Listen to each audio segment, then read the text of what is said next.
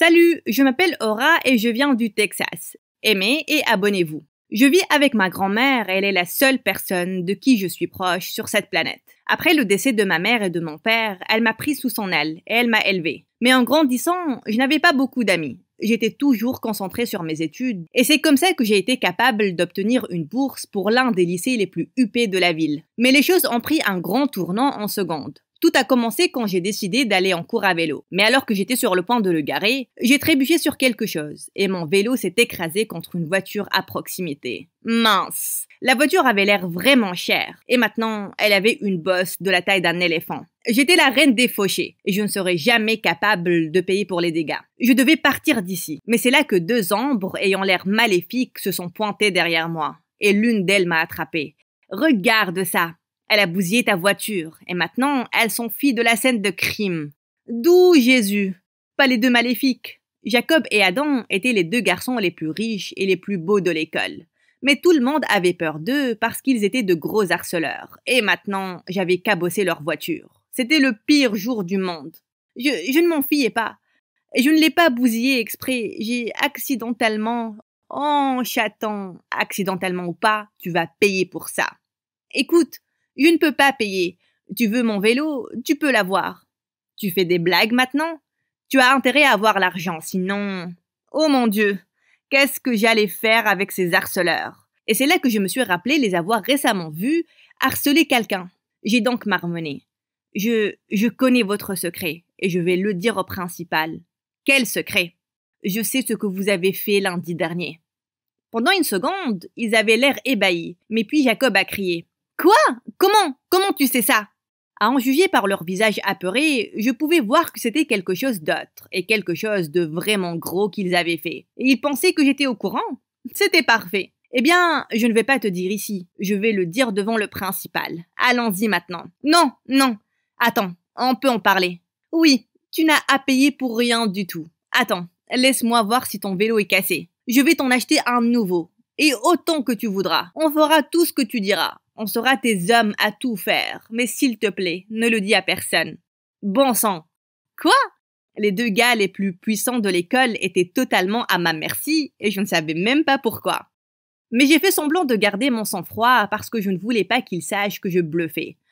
Bien sûr. Et si vous commencez par porter mon sac? C'est tellement lourd, j'ai mal aux mains. Et en marchant dans l'école ce jour-là, avec ces deux-là qui jouaient à être mes gardes du corps personnels, les autres me regardaient comme si j'étais une magicienne qui avait ces deux méchants dans la poche. Le lendemain, en sortant de ma maison, Jacob m'attendait déjà avec sa toute nouvelle voiture. Ça allait de mieux en mieux. Je suis ici pour t'emmener, donc dis-moi, tu veux aller à la plage aujourd'hui ou au cinéma? Quoi? Non, je veux aller à l'école et aller en cours. Je dois remettre mes devoirs cette semaine. Oh, allez, Aura. Tu devrais t'amuser et ne pas étudier aussi dur. Adam peut faire tes devoirs. Il fait tous les miens. Pas grand-chose. Ça sonnait bien, mais je n'étais pas sûre de leur faire assez confiance pour traîner avec eux en dehors de l'école. Et s'ils planifiaient de me kidnapper à cause du secret stupide qu'ils avaient? J'ai donc insisté à aller à l'école. Quand on est arrivé, ils n'ont pas arrêté de me suivre partout. Au début, je me sentais comme une sorte de princesse, mais au fil de la journée, j'ai réalisé que c'était un gros problème. J'avais des répétitions de ballet après le déjeuner. Mais en entrant dans le vestiaire des filles, toutes les filles ont commencé à crier. Quand je me suis tournée, j'étais surprise de voir que ces deux débiles m'avaient suivie là. Vous êtes devenus fous? C'est le vestiaire des filles. Une raison de plus pour nous d'être ici. Pas vrai, Adam? Je les ai poussés vers la sortie et j'ai verrouillé la porte de l'intérieur. Mais quand je suis allée à la classe de danse, ils étaient déjà là, portant des vêtements de ballerines et dansant comme des débiles. Quoi? Qu'est-ce que vous faites? Vous n'avez pas à me suivre partout. Oh que si. Et si tu partais et racontais tout au principal derrière notre dos? Je ne vais pas le faire. Eh bien, devine quoi, on ne te fait pas confiance. Ils ne voulaient simplement pas partir. Et quand c'était mon tour de danser, ils ont commencé à m'applaudir et à crier comme s'ils étaient mes fans déjantés. Que pouvait être le grand secret qui les faisait faire toutes ces choses pour m'empêcher d'aller voir le principal? Et même si je voulais le savoir, je voulais aussi me débarrasser d'eux. Le lendemain, je suis sortie de la maison avant qu'ils ne se pointent. Et même à l'école, j'étais sur mes gardes. Puis, durant la pause déjeuner, ce joueur de foot à l'école, pour qui j'avais un gros coup de cœur, est venu et s'est assis à côté de moi. Tu es la fille populaire qui a dompté ces morveux riches et je suis impressionnée. J'aime les filles fortes et dominatrices, comme toi. Ça te dit de sortir? Adam l'a attrapée par le col et l'a jetée loin du siège. Et si je te faisais goûter les garçons forts et dominants? Adam, arrête, qu'est-ce que tu fais? Dès qu'Adam l'a laissé partir, il s'est enfui. Ah, pourquoi tu as fait ça? Il allait me demander de sortir avec lui. Il le demande à tout le monde, c'est un idiot. Oh, tu t'es regardé dans le miroir dernièrement? Tu es le plus gros idiot ici. Je l'ai poussé sur le côté et je suis partie en furie. Plus tard ce jour-là, j'étais à la bibliothèque quand j'ai vu ce joueur de foot embrasser une fille derrière un rayon de livres. Adam avait raison, c'était vraiment un idiot. J'ai pris un livre et je l'ai directement jeté sur sa tête. Aïe! Il l'a mérité. Après ça, je me suis remise à résoudre mon devoir de maths, mais je n'avais aucune réponse correcte. Doucement, tigresse, laisse-moi t'aider avec ça. M'aider? Tu sais déjà comment? Waouh! Comment tu as fait ça?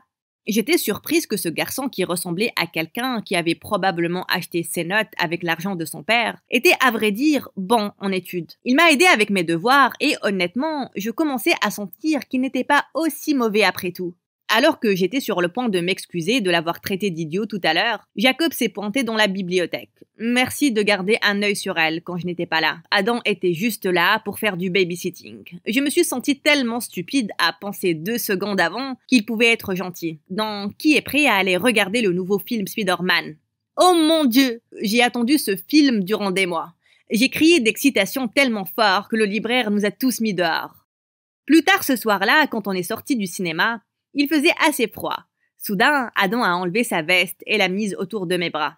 Il était vraiment un bon acteur. Je savais que si ce n'était pas pour leur secret, il n'aurait rien à faire de moi, même si je criais à l'aide. Peu de temps après, il m'a devancé pour aller chercher la voiture. Et c'est là que Jacob a pris ma main et m'a soudainement rapproché de lui. « Waouh, qu'est-ce que tu fais ?»« Oh, allez, je peux clairement voir que je t'intéresse. C'est pour ça que tu joues au jeu du chantage, pour me garder près de toi. »« Quoi? Non, tes rêves !» Ce comportement-là, ça me rend fou de toi, bébé. Et si tu me donnais un baiser là, hein? C'est idiot. J'étais sur le point de le pousser très fort, quand soudain Adam l'a tiré et l'a frappé très fort au visage. Jacob a atterri sur les fesses. Comment oses-tu la toucher? Qu'est-ce qu'il y a, mec? Tu as oublié qui tu étais? Tu n'es qu'un rat de pacotille puant qui ramasse mes restes et tu oses me toucher? Rat de pacotille? De quoi il parlait? Je sais qui je suis, mais n'ose plus la toucher de nouveau, parce que si tu le fais, je vais t'enfoncer ces restes dans ta gorge. Waouh! Visiblement, Adam était une personne totalement différente. Il a pris ma main et puis on est parti de là. Sur le trajet du retour, il n'a pas dit un mot, et je pouvais sentir qu'il y avait quelque chose le concernant que je ne connaissais pas. Je devenais de plus en plus curieuse. Quand on est arrivé chez moi, je lui ai donné sa veste, et je n'ai pas pu me retenir. Adam, pourquoi Jacob a dit toutes ces choses sur toi? Je veux dire, tu es riche aussi. Non, je ne le suis pas, Aura. Je sais que ça en a l'air parce que je traîne toujours avec Jacob, mais je suis un pauvre quelconque. Je ne comprends pas vraiment. Mon père travaillait pour le père de Jacob, mais il est décédé il y a quelques années. J'ai une mère malade dont je dois m'occuper. Jacob a convaincu son père de nous héberger, et il m'aide financièrement. Mais en gros, depuis, je dois faire tout ce qu'il me demande. Oh mon Dieu, mon cœur s'est brisé en entendant ça. Et soudain, je l'ai enlacé très fort. Merci pour tout ce que tu as fait pour moi aujourd'hui, Adam. Et je suis désolée. Ne le sois pas. Il l'a totalement mérité. Mais j'aurais souhaité que tu n'aies jamais pu nous voir le faire. Que tu ne sois jamais impliqué avec des idiots comme nous. Voir quoi? Soudain, il m'a regardé surpris. Le secret! Il parlait du grand secret. Ah oui, j'ai totalement vu ça. Attends une seconde. Tu ne sais pas ce que c'est, n'est-ce pas? Maintenant que j'y pense, tu n'en as jamais parlé parce que tu ne sais pas ce que c'est. J'ai paniqué, et puis vous avez supposé que je connaissais votre secret. Aura! Comment as-tu osé faire quelque chose comme ça, sachant combien Jacob est mauvais? S'il sait que tu ne sais pas, oh mon Dieu, je ne peux pas y croire. Il est parti en furie, et maintenant mon cœur battait comme pas possible à cause de ce qui allait se passer après. Le lendemain, quand je suis arrivée à l'école, j'ai vu Adam qui traînait toujours avec Jacob, mais son visage était couvert de bleu, comme si quelqu'un l'avait frappé très fort. Bien sûr, c'était Jacob. Plus tard, quand Adam était tout seul dans les toilettes des garçons, j'y suis allée. Pourquoi tu le laisses te traiter comme ça? Je sais que c'est Jacob qui t'a frappé. Qu'est-ce que tu fais ici? Et je te l'ai dit, je lui dois ça. Reste en dehors de ça. Je ne veux pas que tu sois blessé. Mais tu veux être blessé tout seul? Ce n'est pas bien, Adam. Tu ne peux pas le laisser ruiner ta vie comme ça. Ce qu'il fait à toi et aux autres enfants de l'école, ça doit s'arrêter. Oui, mais il n'y a rien que je puisse faire. Tu peux. Tu as toujours été avec lui. Tu sais tout ce qu'il fait. Tu peux y aller et tout raconter au principal. Mais j'étais avec lui dans tout ce qu'il a fait. Je l'ai aidé. Si je le dénonce, je serai renvoyé de l'école et mis à la rue avec ma mère. C'est là que Jacob est apparu de nulle part et m'a collé contre le mur. Donc, tu comptes me gâcher la vie, hein? Tu n'as aucune idée à qui tu t'en prends, petit oiseau. Et tu n'as aucune idée à qui tu t'en prends, espèce de vieux corbeau. J'ai balancé ma tête contre son visage et il est tombé par terre en pleurant de douleur. Adam m'a pris la main et on est parti en courant. Je dois aller voir le principal. Tu as raison. Je ne peux pas être un couard et le laisser faire du mal à tout le monde comme ça. Surtout à toi, Aura. Je serai là avec toi. On est allé au bureau du principal et Adam a tout avoué. Des incidents d'harcèlement de Jacob au plus grand secret de tous. Après que le principal ait dit à Jacob qu'il allait échouer dans la majorité de ses matières, Jacob a bousillé la toute nouvelle voiture du principal. Il a cassé les fenêtres et les phares et il a peint dessus avec l'aide d'Adam. Le principal a immédiatement interpellé Jacob et il allait se faire renvoyer. Puisqu'Adam a tout avoué, il allait être suspendu pendant un moment et faire du volontariat. Et soudain, Jacob s'est déchaîné contre Adam. « Sale imbécile, je t'ai donné à manger et tu me poignardes dans le dos. Tu es mort aussi, Adam. Même si tu n'es pas viré, tu ne peux pas rester dans ce lycée si je ne paie pas les frais. Et ta mère, qui va payer pour son traitement maintenant? Ça aurait été mieux pour toi si tu avais continué à suivre mes ordres comme un chiot loyal. Et maintenant, tu es fini. » Et c'est là que le père de Jacob est entré ayant l'air horrifié. « Assez! Je n'avais aucune idée que j'avais élevé un morveux pareil. Comment oses-tu exploiter ce pauvre enfant? Adam, ne t'inquiète pas, fiston. Je suis ici pour toi. Papa, je suis vraiment désolée. Pas un mot. Ton principal m'a tout raconté au téléphone. Et le reste, je l'ai entendu moi-même. Je vais t'envoyer à une école militaire, tout de suite. » Jacob a supplié son père, mais ça n'avait pas l'air de marcher en sa faveur.